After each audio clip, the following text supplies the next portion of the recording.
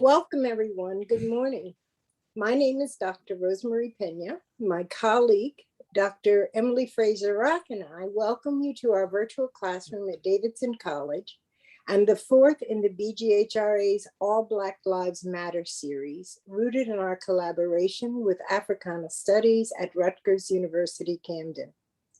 We are grateful to Davidson College for their generous support of this particular segment of our series, and sincerely appreciate our students for their willingness to allow us to record their participation in what promises to be a spectacular season of events.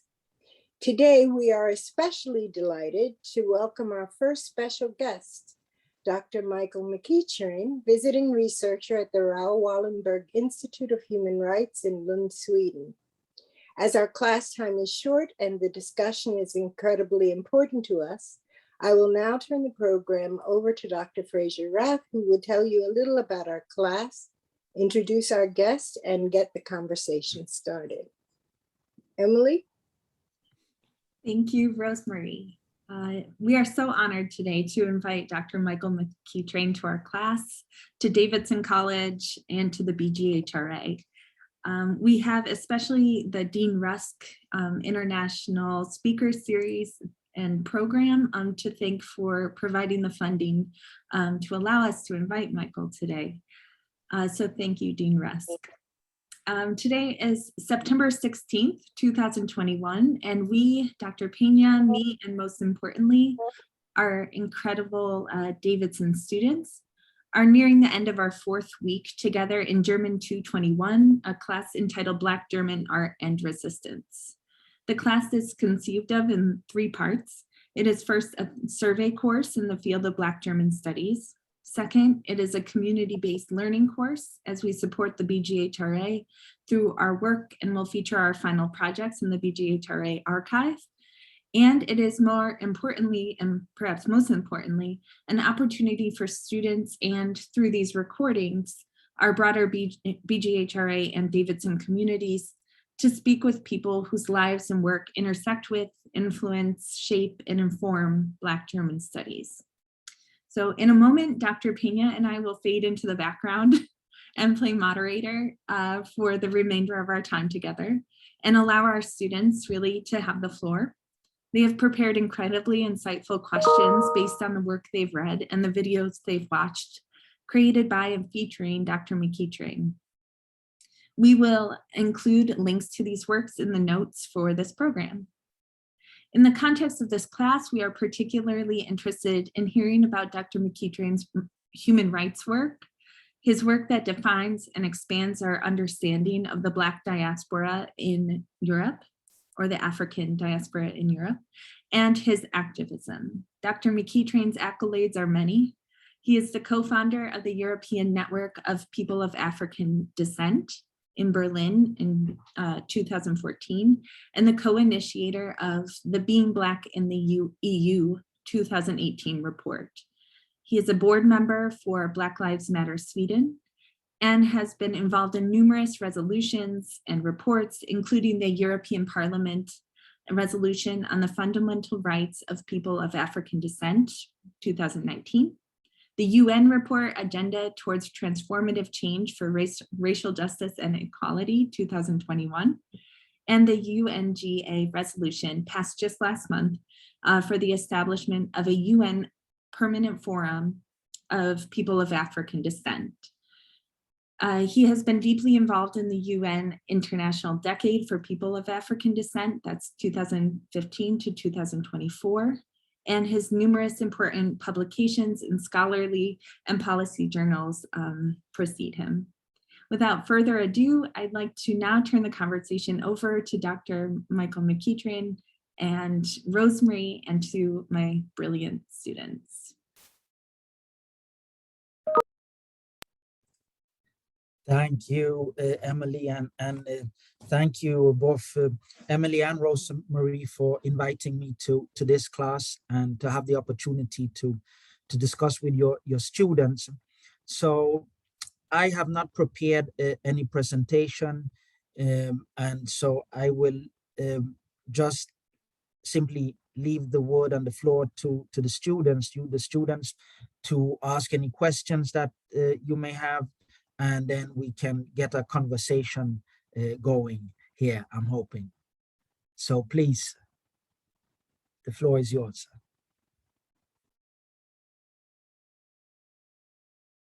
I can start. So I know that like we looked a little bit at websites and some of, I think, a resolution for the UN that you had worked on.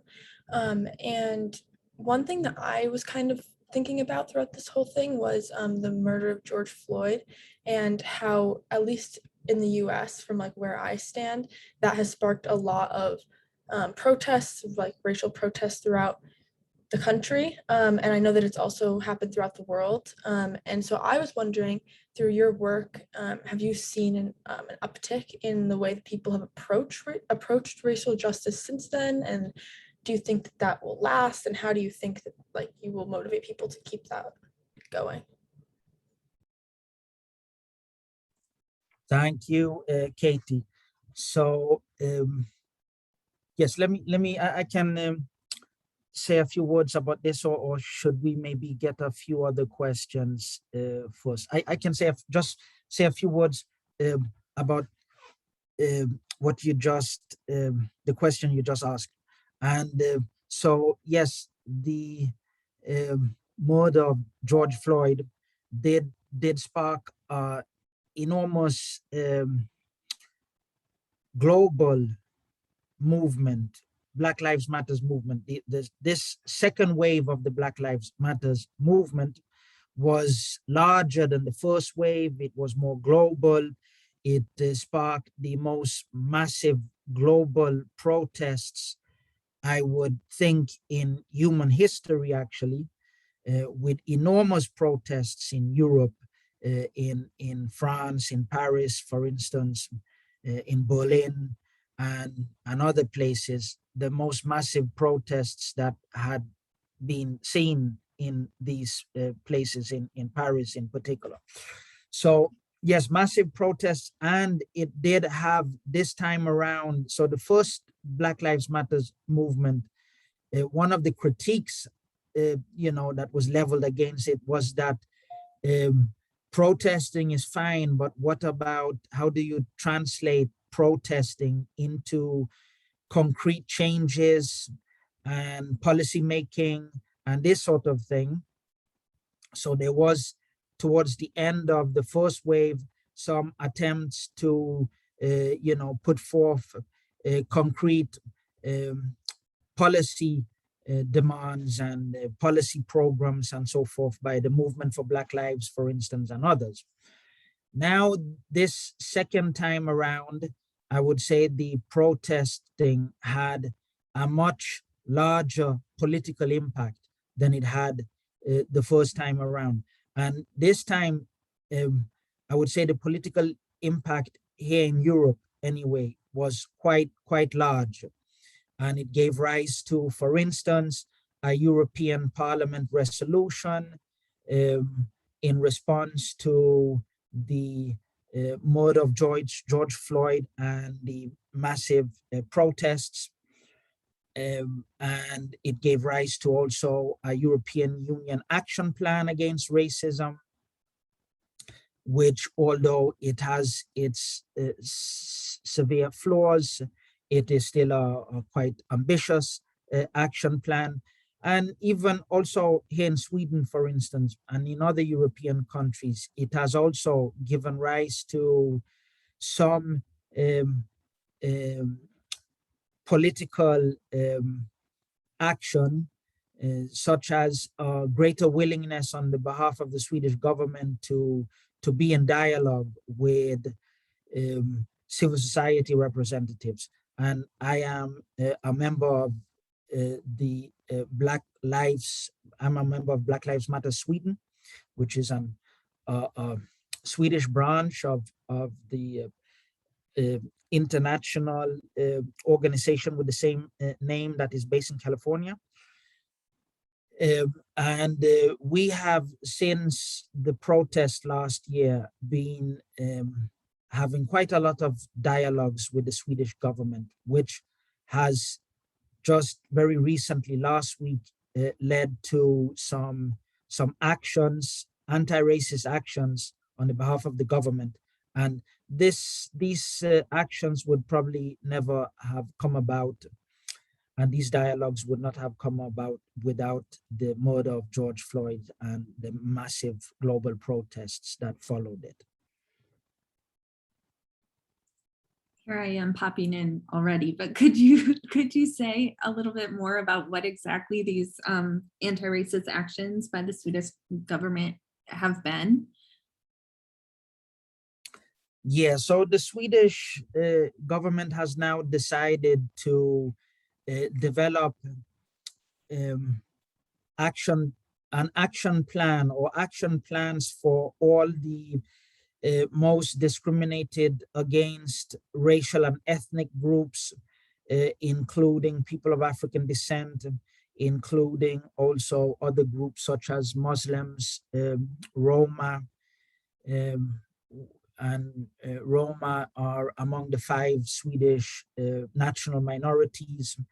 And yeah, so they have decided to do that. Now, these action plans are going to be developed in consultation with civil society. So we are yet to see what are going to be the exact policies that are going to be a part of these action plans, but they have decided to develop them and to put some resources behind the development. And then it's left to be seen, to what extent, how comprehensive these plans will be and to what extent they will be implemented.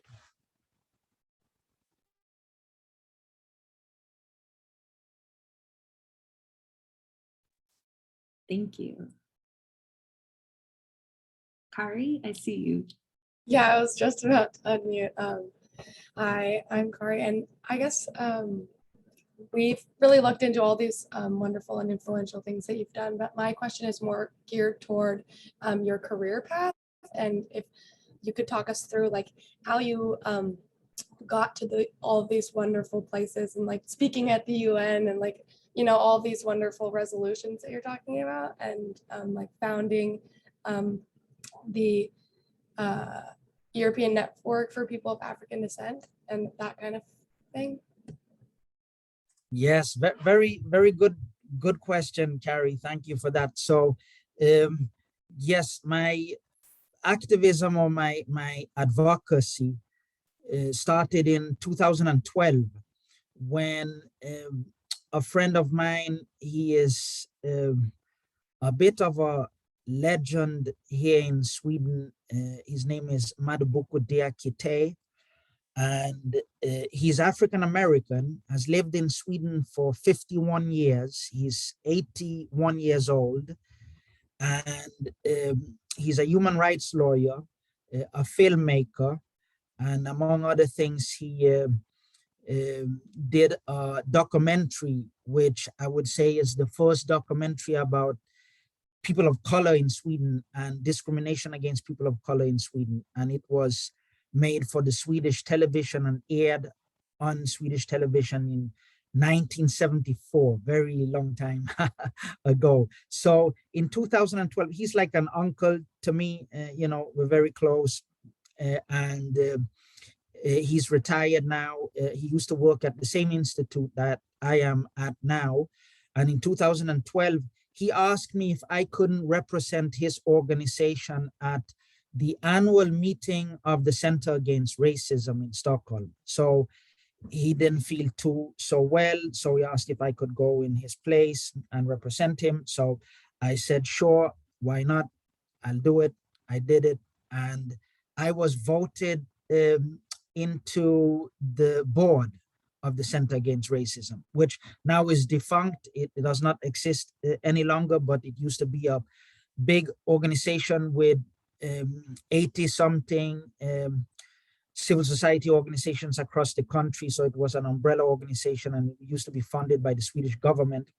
And so as a board member, I started to, do anti-racism activism. and got involved in some both work nationally and also internationally, and things just developed from there. So I developed this idea for an international anti-racism campaign called Fight Racism Now, Action Speaks Louder Than Words. And then I branched off, myself and one other board member, and we started our own organization for this project, and got some funds for it, and made it happen. And then because of this international campaign, I got in touch with some people in Germany, some Afro-Germans, Jamie Shearer, and a few others, and they were discussing founding an organization for people of African descent across Europe, advocacy organization. And so I was invited to Berlin to be a part of that. And so we met in Berlin, and we were people from across Europe.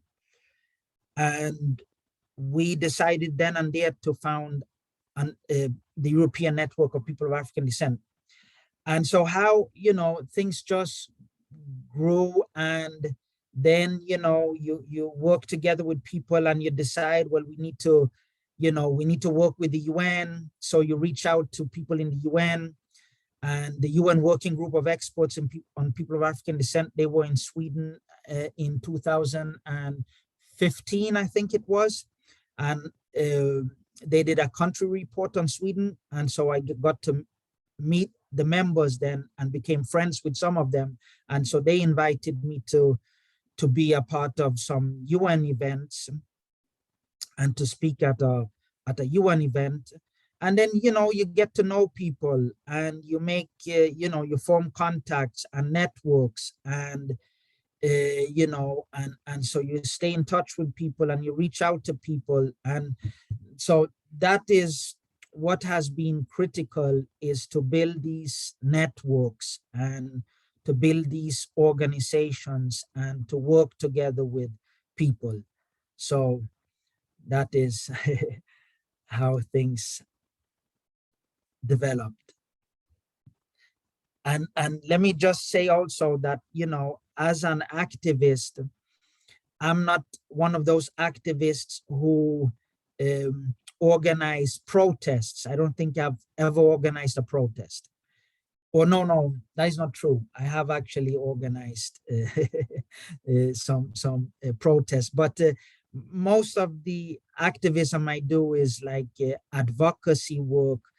Some may call it lobbying, but I don't receive money from anyone, and I'm not doing any lobbying on the behalf of any financial interests.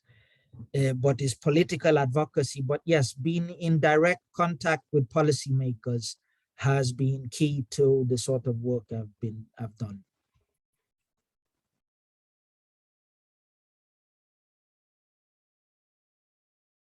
Danai, and then I saw Garrett. Thank you. Hi, I'm Danai. Thank you for being with us today. So while I was reading the resolutions, I was wondering that a resolution protecting the rights and identity of people of African descent can be adopted in one day and then go in effect immediately afterwards. But I was wondering, in your career so far, how long have you determined how long it takes to actually see change in the world, like in the people? Does it need one generation, less, more? Yes, thank you. Very good question, Danai. And so, yes, this is, and this is, the crux of the matter. How can one bring about real change, substantial change? And so, I'm of the opinion that the sort of issues that we are talking about concerning people of African descent and other groups, people of color in general, for instance, across Europe, these are the issues that we are facing are structural issues. And so they require structural solutions. And the only people who are able, I would say, to, not the only, but the people who more than any others are able to bring about structural changes and come up with structural solutions are policymakers. And, through policies and lawmaking and laws and so forth. And so it is trying to then get policymakers to understand the issues and being willing to address them. And so that has been my focus.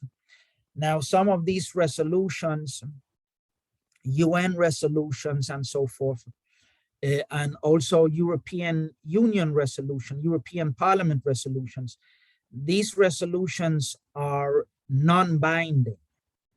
That is to say that they are not laws, and they are more like commitments on a piece of paper, where policymakers and states, for instance, at the UN General Assembly, when they pass resolutions, it is then the states that vote for a resolution, or if it's a consensus resolution, they have agreed that this is what they're going to do. But do they actually do it? Well, oftentimes they don't do so much. So it's a lot of symbolic action with quite little, concrete outcomes. But yeah, we just have to keep pushing policymakers and also the public to, demand a change and transformation and structural solutions. And so, it's there are few revolutions, and so most of these changes are incremental and so on. But hopefully, we are moving forward. Thank you. How's it going, sir? My name is Gary, and a question I have for you was, how has your upbringing and childhood influenced you along the way into influenced your role in social justice activism?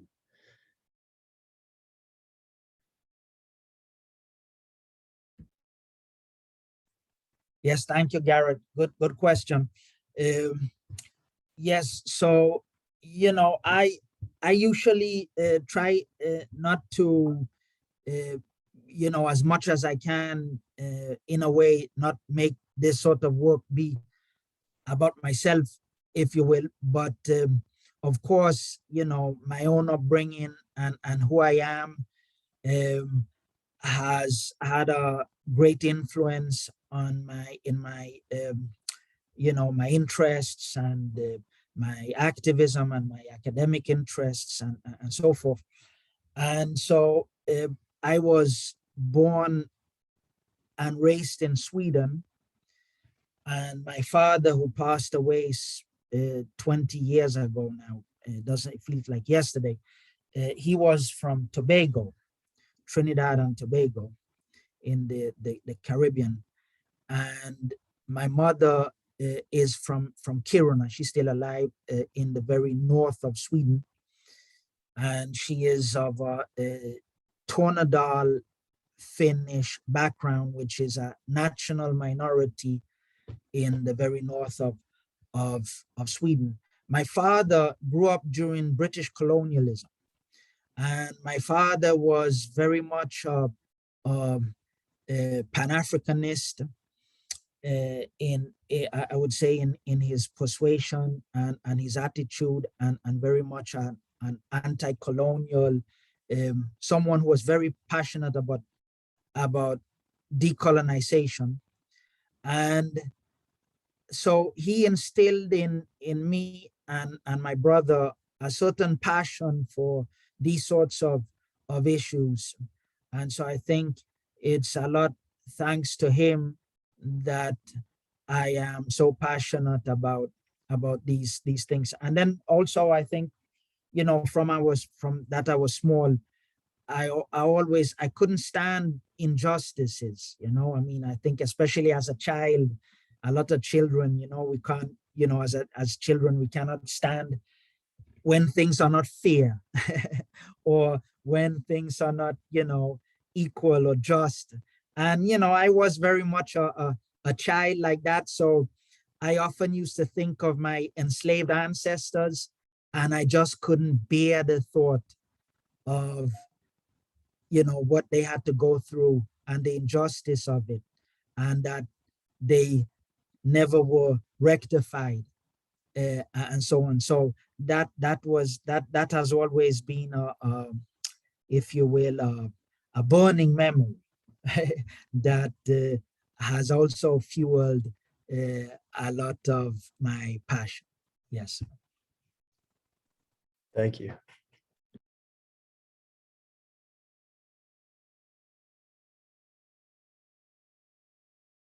Go ahead, Steve. I had a question about more of the side of Black Lives Matter Sweden.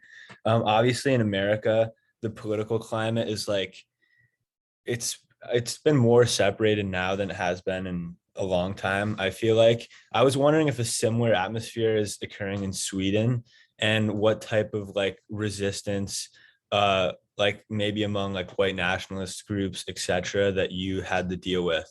I guess like pretty recently. Okay, yes, thank you. That is another important question. And yes, as we all know, nationalism and white nationalism has been on the rise in the US and was manifested with President Trump. And nationalism is certainly on the rise in Europe also, and has been so for the past decades. Political nationalism, that is ultra right-wing nationalism, similar to the nationalism in the US with President Trump. And so, yes, we do have that in Sweden also. So, for instance, here in Sweden, and this is true of other similar situation in other European countries. Here in Sweden, the third largest political party at the moment is the Sweden Democrats. And the Sweden Democrats was founded in the 1990s by neo-Nazis. And so, you know, it grew out of neo-Nazism and is the third largest party today. And they are all about, nationalism and putting an end to immigration and making sure that the immigrants that are here assimilate and so forth. So, yeah, you do have a lot of that here too. And then, of course, also here too, there's this, you know, there are a lot of other similarities. So, for instance, now in Sweden, we have a situation where there's quite a lot of gang-related violence, and it is growing, and it is, you know, escalating, one would say. There are, you know, many hundreds of people that are shot to death each year now in Sweden from gang-related violence. So it's a serious issue, and it is very much connected to segregation. So Sweden has a huge issue with you know, racial segregation. They don't call it racial segregation, they call it, you know, just segregation or ethnic segregation. And so the term race is not used here in Sweden really by politicians and lawmakers, but yes, segregation, racial segregation is a huge issue, and these gangs and the gang-related violence is a consequence largely of the segregation. But they don't talk about it as a social problem. Instead, they talk about it as a legal and judicial problem that has to do with, you know, that has to be addressed by increasing law enforcement and these sorts of, and being tougher on crime and doubling the the prison sentences for gang members and these sorts of things. So, I think you will find similar conversations in the US also. Then there's also the conversation about so-called identity politics, right? And is identity politics, is it constructive or destructive? So, there's some of that conversation here too, but not as much as in the US. And, I'm not going to maybe elaborate on my own take on all that, but maybe we could leave that for later if we have time. Thank you. Thank you.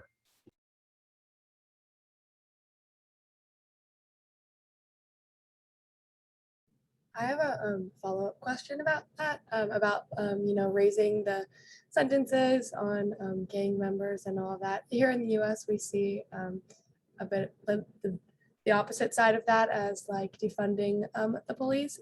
Is there any discussion of that in Sweden, or is it mainly around ramping up police and ramping up sentences and stuff?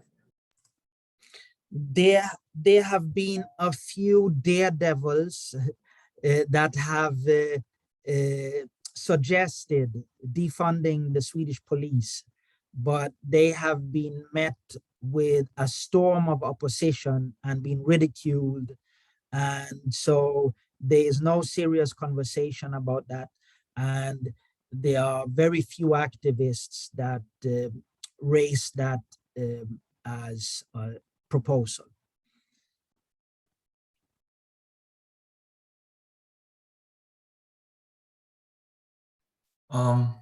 Hi, Dr. McEachrane. Hi, everybody else. Nice to see everybody here. My name is Raphael.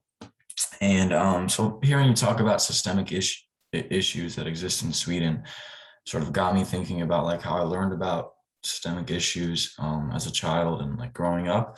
And I feel like in the US, we always learn about it in the context of like US history instead of like a global history. So it was definitely very interesting hearing you talk about issues that exist in Sweden and like the parallels, me then being able to draw parallels between Sweden and the US. And I was just wondering, sort of like what role do you think education plays in sort of bringing concrete change to our society? Very good. Yes, Raphael, good comment and good question.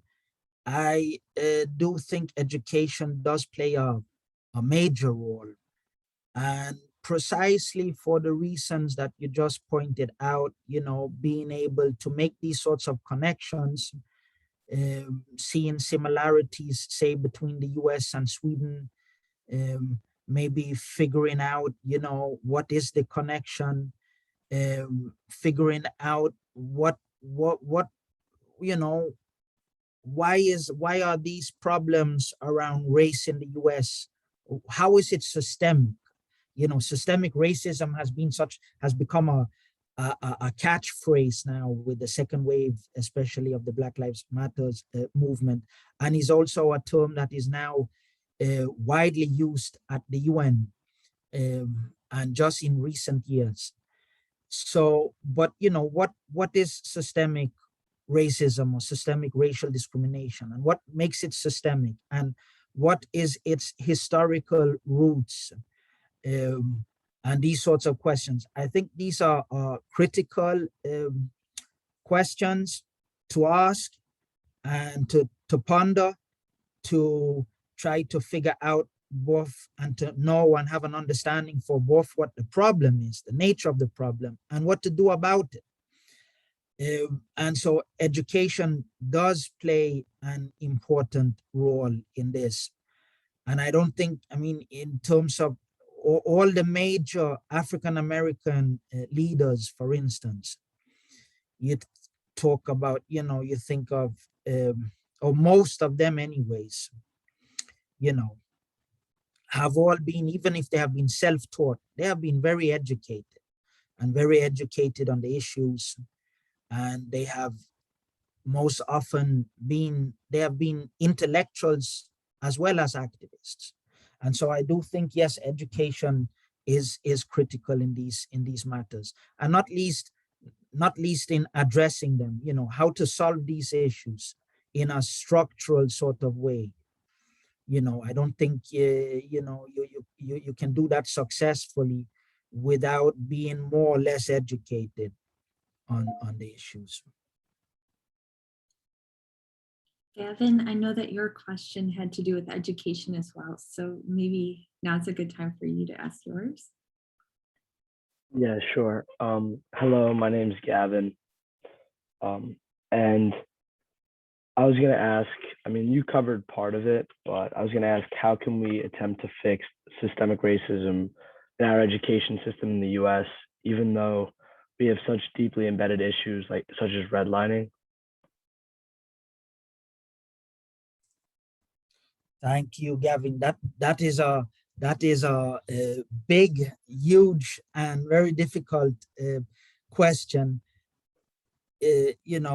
So first of all, there's most likely, there are not any one fix, but a lot of small fixes that together can bring about broad-based systemic change. So you mentioned one area, for instance, education, which is a huge systemic issue in the US and increasingly so in Sweden too, where you have segregated communities, mostly communities of color, but is also there are also other white communities that might not have access to quality education. And so how can one create a society that guarantees access to quality education for all children?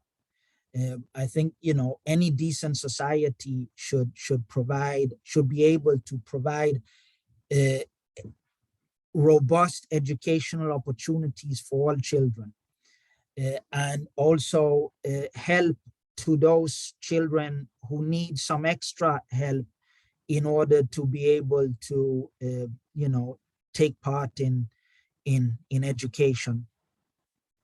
And so in the US, I know there are a lot of different initiatives towards this. And so one that I am very personally fascinated by is the Harlem Children's Zone that you might have heard of. And it was a school that was founded by Jeffrey Canada, a social worker in Harlem in New York. And this school has an enormously successful, is enormously successful in making students college eligible. And I think it's like the great majority of students that go through this school are eligible for college. And they have a very holistic approach to education. So it's not only, academic development, is also physical development. So they make sure that the children develop, they get at least 2 healthy meals at school. So they are not dependent on their parents being able to provide them with healthy meals. They make sure that they keep a close check on their physical development. And then there's also the social development, emotional development, and today these sorts of educational interventions, I think, will be critical or are critical in order to break educational segregation as a systemic issue. So that is just one area, and there are a lot of possible solutions in that area. Then, talking about housing, employment, healthcare, political participation, all these areas will probably need to, have different solutions and be addressed in different ways.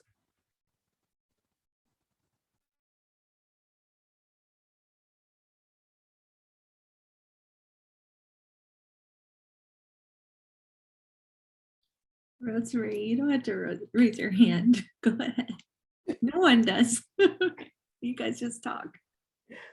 Okay, I have a question piggybacking on the education question for Dr. McEachrane.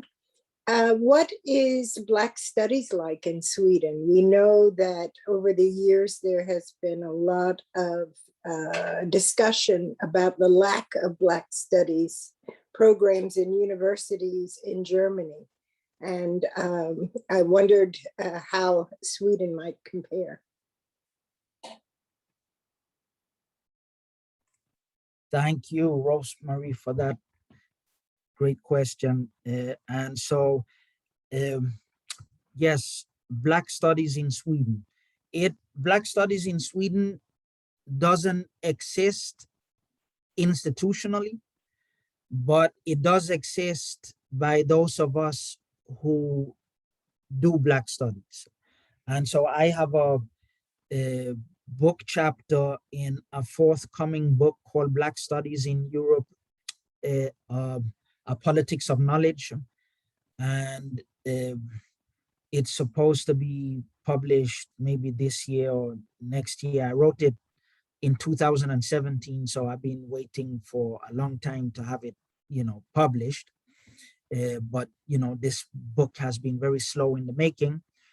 But the name of this book chapter is Situating Afro/African Swedish Studies, and is about the history of Black studies in Sweden and how to situate it internationally.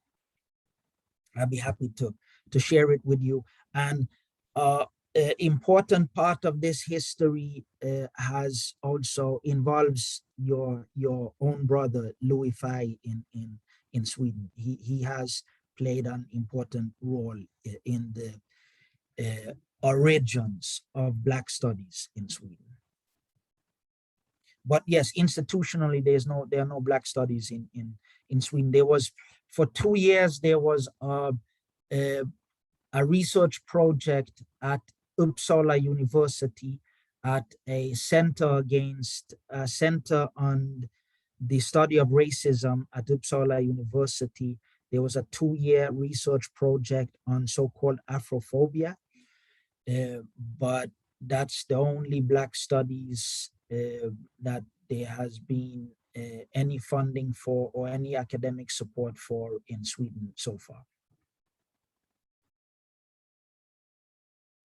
And people like myself, we are utterly marginalized, and no one in Sweden, or very few, are academically interested in this sort of work.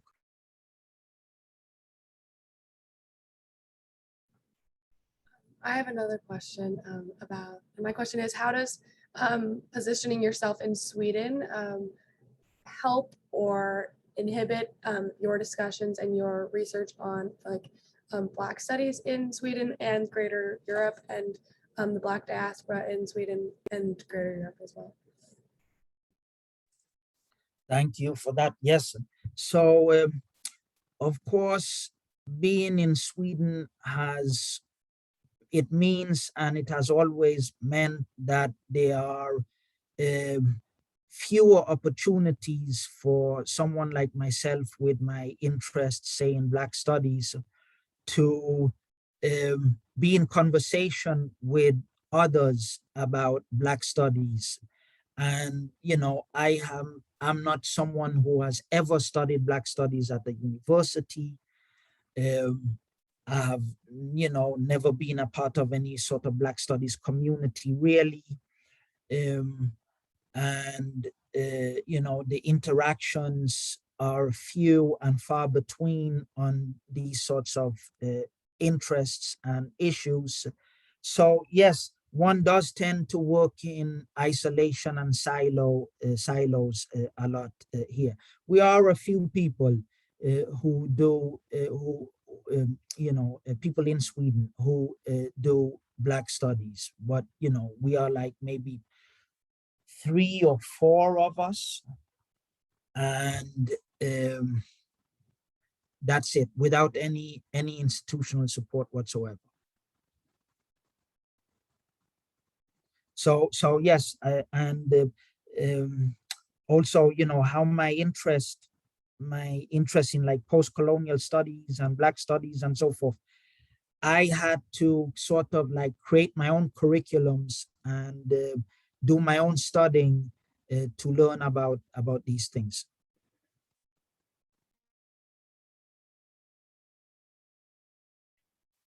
So I grew up in a mostly like white neighborhood, but the way like Sweden was portrayed in my high school was like an ideal, like perfect place to live.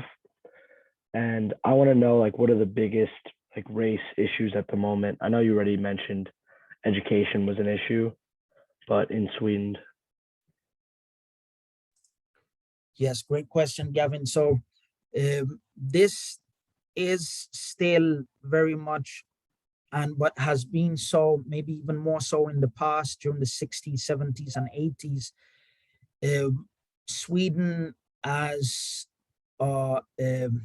you know, ideal society in some ways.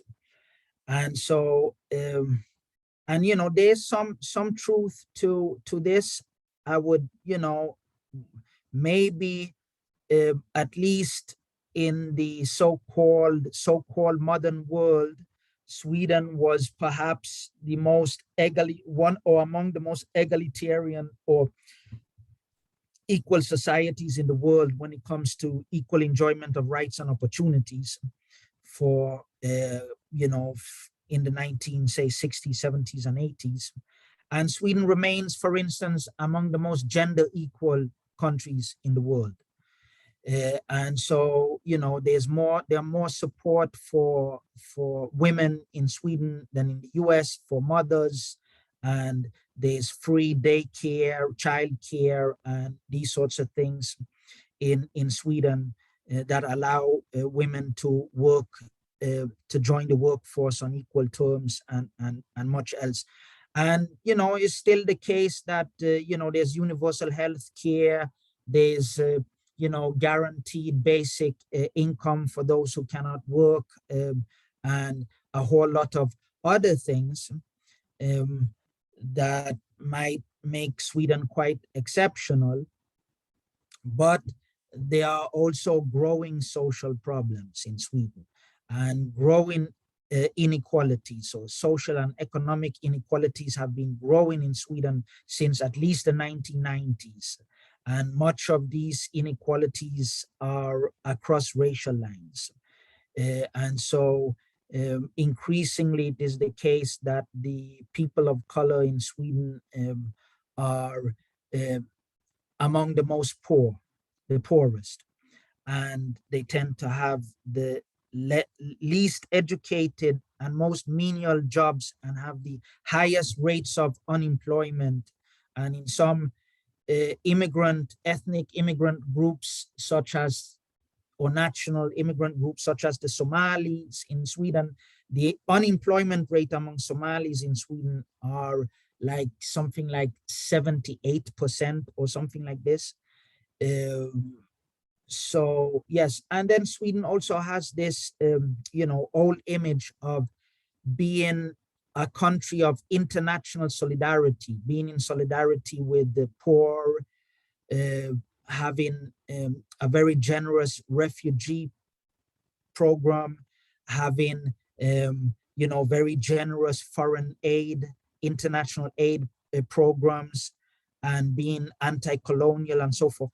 And this was perhaps truer in the past than it is today, but Sweden still has among the highest development aid programs in the world, you know, compared to the size of the population of Sweden. And still, I think the most generous refugee program among European countries, although it's very difficult for refugees in Europe these days, is next to impossible to, in any legal manner, apply for refugee and asylum in Europe these days.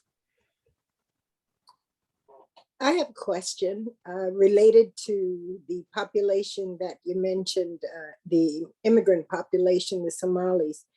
In my research, I've learned a bit about the Ethiopian population in Sweden, but in particular, the Ethiopians who have been adopted transnationally by white Swedes and the difficulties they have in adulthood, integrating or developing relationships with both the Ethiopian and the Swedish communities.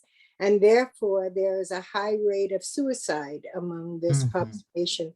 I'm wondering if there's, I know of one researcher doing the work on Ethiopian adoption in Sweden, but I was wondering, as in America, in the population itself, if there are any scholars doing that work or advocacy on behalf of Ethiopian adoptees, if you know about that. Very, very good. Yes, thank you, Rosemary. So, yes, one researcher that comes to mind directly, and I would say that, you know, and he's among the top anti-racism researchers in Sweden, or researchers on racism, and his name is Tobias Hubinet, and he is himself adopted from South Korea, and he has done quite a lot of work on adoption studies, in adoption studies in Sweden, and also with you know, a critical race perspective, if you will. And yes, it is true, unfortunately, that adoptees in Sweden from Ethiopia, but also from other non-European adoptees in particular, seem to you know, have much higher rates of mental health issues, and yes, suicides and this sort of thing. And you know, I don't want to venture into you know, I know that there has been explanations as to why and so forth. Many of these explanations also has to do with race and how race figures in their life, and you know, not being able to you know, although they grow up in most often white families, they you know, they are never allowed to feel 100% Swedish or ethnically Swedish because of their race, and the sort of internal conflicts that this creates, and you know, a lack of a sense of belonging and rootedness, and all this sort of identity crisis, if you will, seems to be a part of the issues that they're wrestling with. There are some you know, famous Ethiopian Swedish Ethiopian Swedes that are adopted, and the most famous one I would say maybe is Marcus Samuelsson, who is a big chef in the States and runs a restaurant called the Red Rooster. And you know, some of you may have heard it, come across his name before.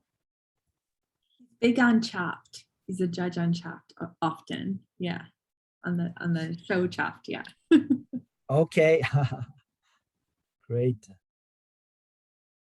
Yes, he's also written a book, which I have, Marcus Samuelsson, and I visited and had dinner after our conference at Columbia. Wow, fantastic. College, Columbia, at the Red Rooster. We had dinner there and it was wonderful. I am familiar with Tobias. We met at a conference in Germany, actually, and it was his work that I had read. I think I was just wondering, I realized that he speaks from a critical race perspective, but also from the vantage point of a Korean adoptee.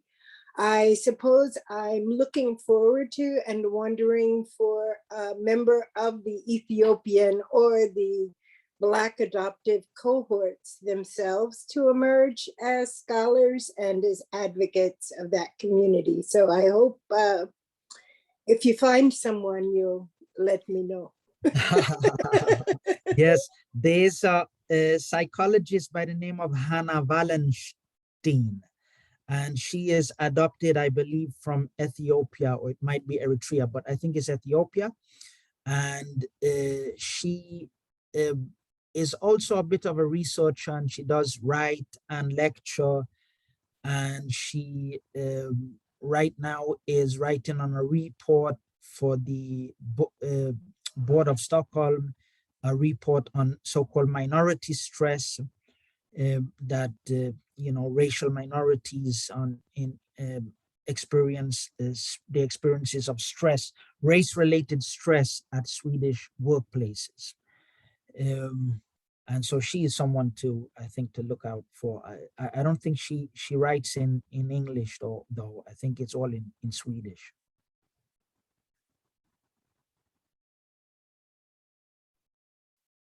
Pat, I was wondering if you could ask your question.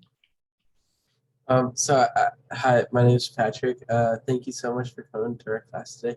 I've been a little sad, but I've been thinking of a couple of questions. I had a written question down, but I was more wondering about two other things you mentioned earlier, which were networking and like how that played a role in your life and where it's gotten you today. And I was just wondering, like, if you could give us like any advice, or like, and how, like, what do you do to keep up your network, and like when you meet people, like, how do you establish that, like, I want to like make sure this connection stays, versus like you just meet people and, oh, I met them, but like if that makes sense. Yeah, that does make a lot of sense, Patrick. I think networking is important basically in whatever you're doing in life. Most jobs here in Sweden, just to take an example, and I would think the situation is similar in the US, most jobs in Sweden are gotten through networks. And yes, so professionally, networking is important, but also in doing other sort of work, advocacy in my case, networking is important.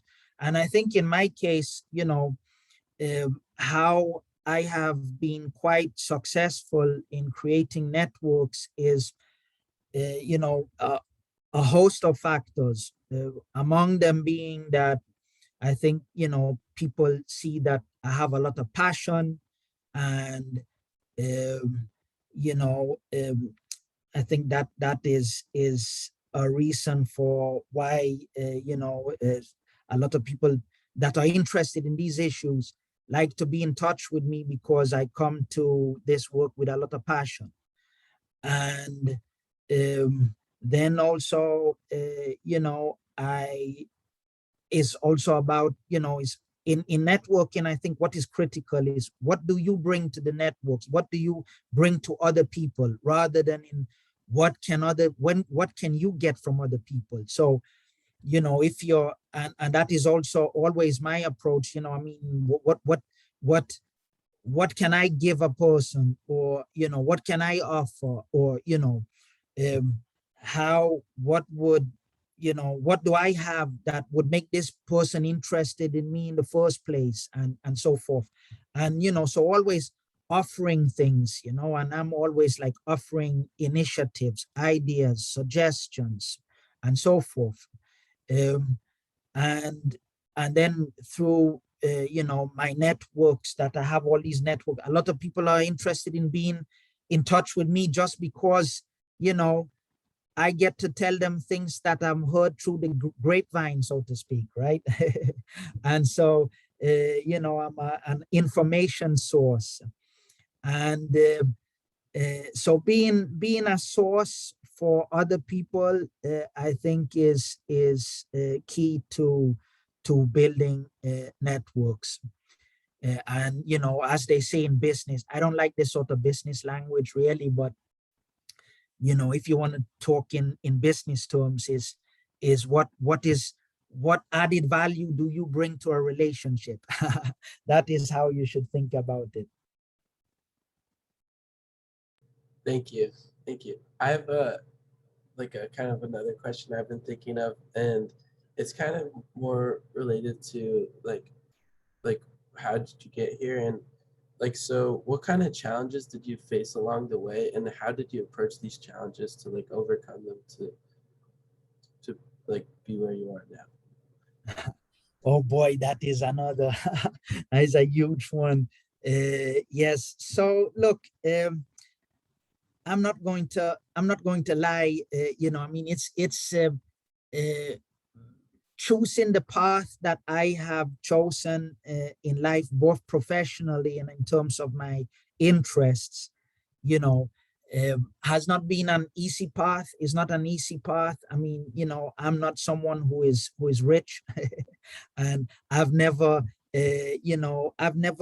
made decisions in life thinking about what I can make in monetary terms. I mean, incomes or trying to make choices that would give me high status professions and jobs, high income jobs, and so forth.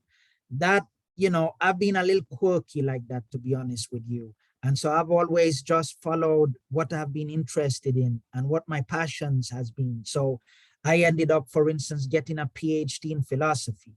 And as you can imagine, that is not, it doesn't set you up for a lot of wealth and so forth. And also my activism, almost all my activism has been on a voluntary basis.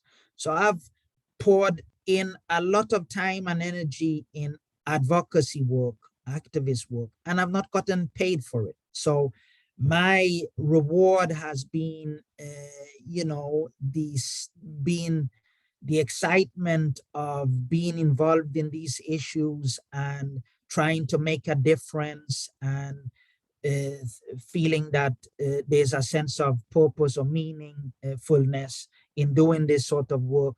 But so that has been the reward, not the monetary reward. So yes, in a nutshell, there's been quite a lot of obstacles and a lot of difficulties, among them financial difficulties.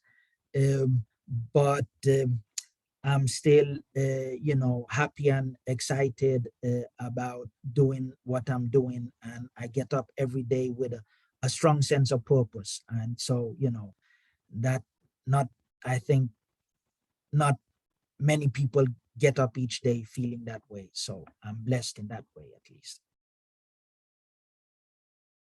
Thank you.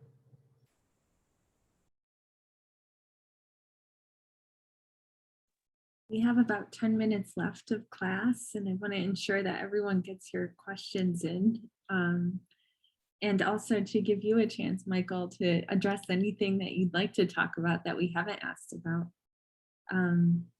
Anyone else have a question? Yeah, Raphael. Yeah, I have a, so we've been talking about sort of your difficulties garnering support in your field in Sweden, and like in Europe in general. I was just wondering like what the benefits are of painting this sort of fight for justice as a collective effort, and like how we can make it more of a collective effort in getting people who feel like it may not apply to them to take part and also fight for these issues, to solve these issues. Yes, Raphael, very good question, very big question. And so, yes, I think,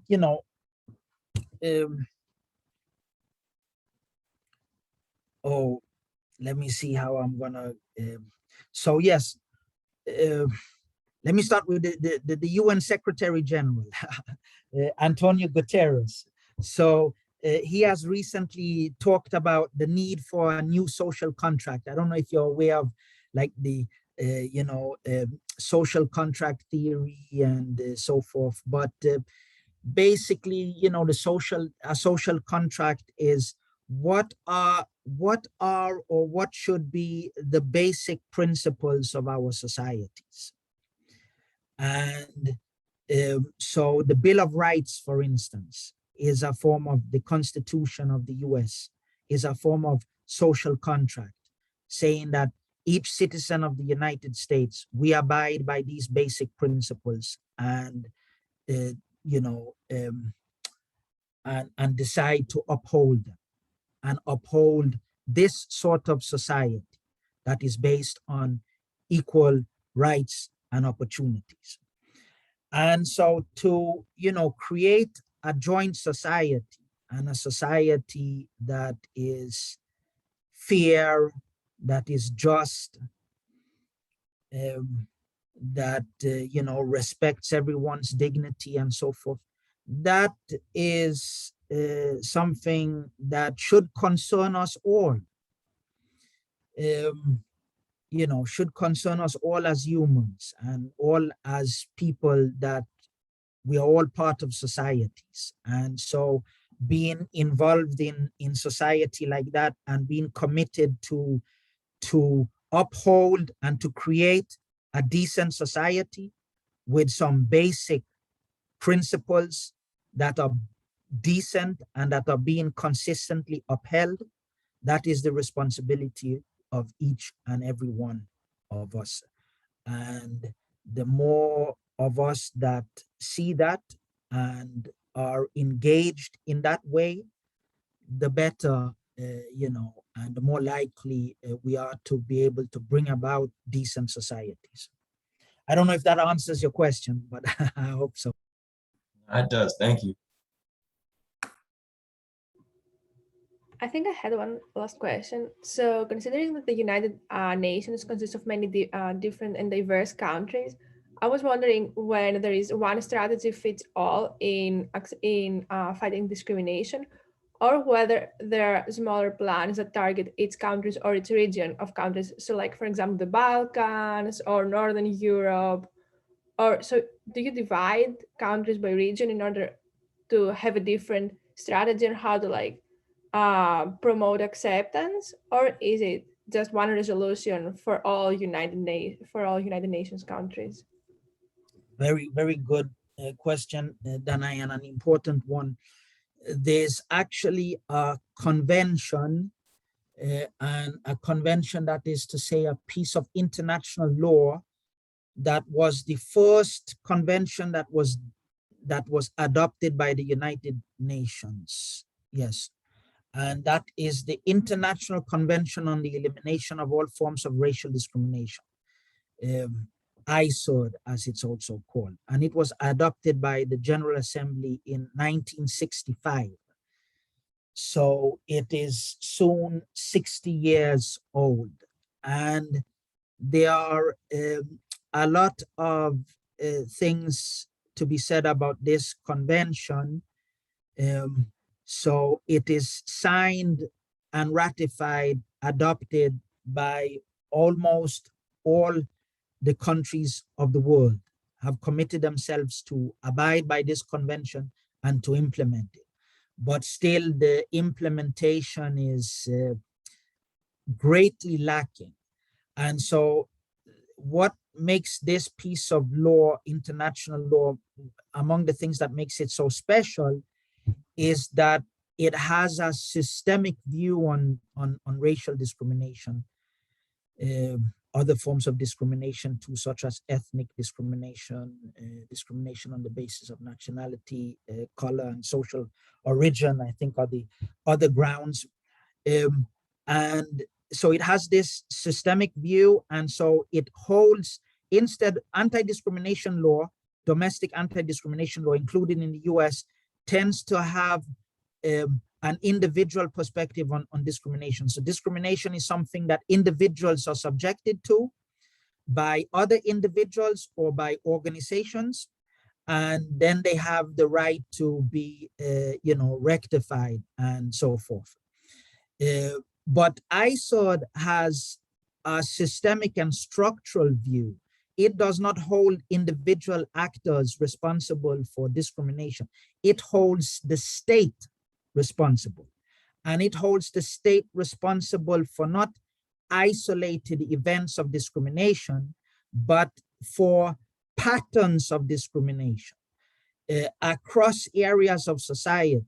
So if it is the case that, for instance, as is the case in the US, you have a society where people of African descent, so-called African Americans, Black Americans, just to take one group, are systematically discriminated against. That is to say that they tend not to enjoy equal rights in employment, in education, in healthcare, in the criminal justice system, and so forth.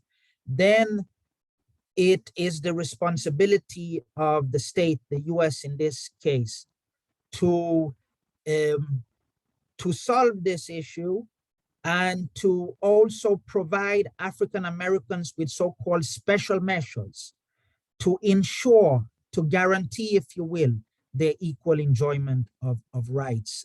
So the UN already has in place these sorts of, this sorts of law and this sort of perspective and these sorts of recipe, if you will, for solutions to racism. Thank you. You all have had such wonderful questions today, and we can't thank you enough, Dr. McEachrane, for joining us for this class session. I mean, there's just so much to think about, and you just gave such amazing answers to just keep mulling around in our brains, and we just, again, can't thank you enough. So I'll turn it over to Rosemary for closing remarks. So once again, many, many thanks to Dr. Frazier-Rath and Davidson College for allowing this wonderful event to take place. Dr. McEachrane for his invaluable insight and powerful words, and our students for their thoughtful questions contributing to today's discussion. We invite you to visit our website at bghra.org and to follow the BGHRA on Eventbrite, Facebook, Instagram, and Twitter to learn about our upcoming events.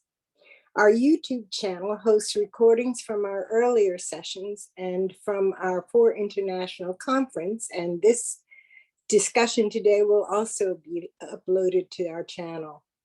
So we also ask that you mark your calendars for February 17th to the 20th, 2022, when we will be hosting our 5th BGHRA conference virtually in cooperation with Africana Studies at Rutgers Camden.